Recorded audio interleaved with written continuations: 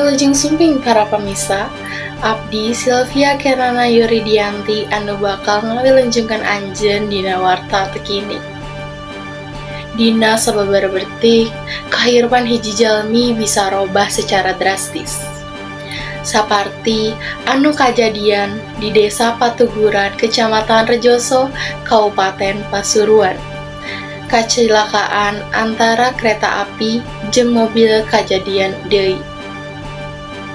Dipika hanyo mobil eta ngeusi keluarga gede Ponpes Sidogiri sarta sempat kaseret sapanjang 200 meter.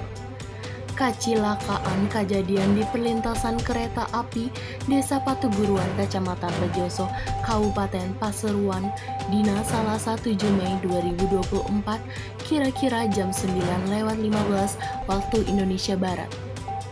Informasi samentara, 3 panumpang tewas di lokasi kajadian, sareng hiji deui tiwas di rumah sakit. Samentara 3 panumpang liana dinyatakan salamat tapi ngalaman tatu. Kronologina oge diungkapkeun ku saksi mata anu ngaranna Gondrong. Kajadian eta dimimitian nalika kareta api pandulungan relasi Jember-Gambir ngalaju ti arah Pasuruan ka Jember. Dina waktos anu sarua, katingali mobil anu disebutkan mawa keluarga Gede Ponpes Sidogiri oge ngelintas. Diduga kuat kajadian ieu akibat tabrakan antara mobil jeung kereta api. Mobil bernopol N1475WU henteu terang aya kareta anu bade ngalintas. Tabrakan oge teu tiasa dihindari sareng mobil sempet kaseret sapanjang 200 meter.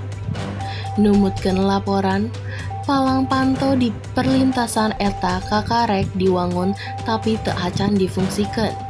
Tetep waspada di jalan sareng patuh kana aturan lalu lintas pikeun keselamatan babarengan.